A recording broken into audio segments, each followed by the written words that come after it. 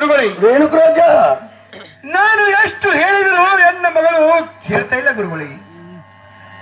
ನಾವು ರಾಜ್ಯರು ಸಂಪನ್ನಂತಳಿ ಯಾವುದು ಕಡಿಮೆ ಇಲ್ಲದೆ ಗುರುಗಳಿಗೆ. ಆದರೂ ಎನ್ನ ಮಗಳು ಆದರ ತಮ್ಮ ಗುಣ ಮದುವೆ ಇಲ್ಲದಿದ್ದರೆ ಮತ್ತಾರು ಗುಣ ಮದುವೆ ಇಲ್ಲ ಅಂತೇಳಿ ಹಠ ತೊಟ್ಟಿದ್ದಾರೆ ಗುರುಗಳಿಗೆ. ಅದಕ್ಕಾಗಿ ತಮ್ಮ ಹತ್ತಿರ ನಾನು ಬಂದಿರುವೆ ಗುರುಗಳೇ. ರೇಣುಕರಾಜ, ಏನು ಗುರುಗಳೇ? ಬೇಡ ರೇಣುಕರಾಜ, ಬೇಡ.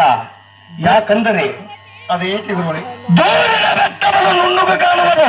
ಹೌದು ಗುರು. ಅವರಲ್ಲಿ ಎಷ್ಟು ಕಲ್ಲು ಮುಳ್ಳು ನಿಮ್ಮ ಮಗಳು ಏನು ಬಲ್ಲವರು ರೇಣುಕರಾಜ, ಏನು ಬಲ್ಲವರು. ಹೌದು ಗುರುಗಳೇ. ನಾವು ತರುಣೆ ರೇಣುಕ ಏನು ರೇಣುಕರಾಜ? ಏನು ಗುರುಗಳೇ? ರೇಣುಕರಾಜ, ಇದ ಹೊಂಗಾವತಿ ಪಟ್ಟಣದಲ್ಲಿ ಯೋಗ್ಯವಾದ ವರವನ್ನು ನೋಡಿ ಮದುವೆ ಮಾಡಿ ಕೊಡು ಹೋಗು ರೇಣುಕರಾಜ. ಏನು ಗುರುಗಳೇ? ನೀವು ಹೇಳು ಮಾತುಗಳೆಲ್ಲ ಸತ್ಯವೇ?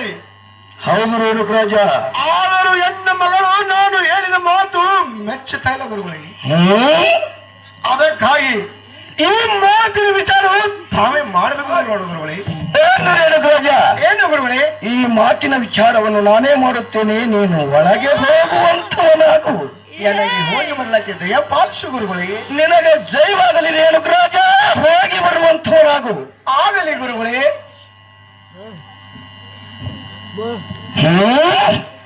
ಓಂ ನಮಃ ಶಿವಾಯ. ಜೈ ಸಿದ್ಧಲಿಂಗ.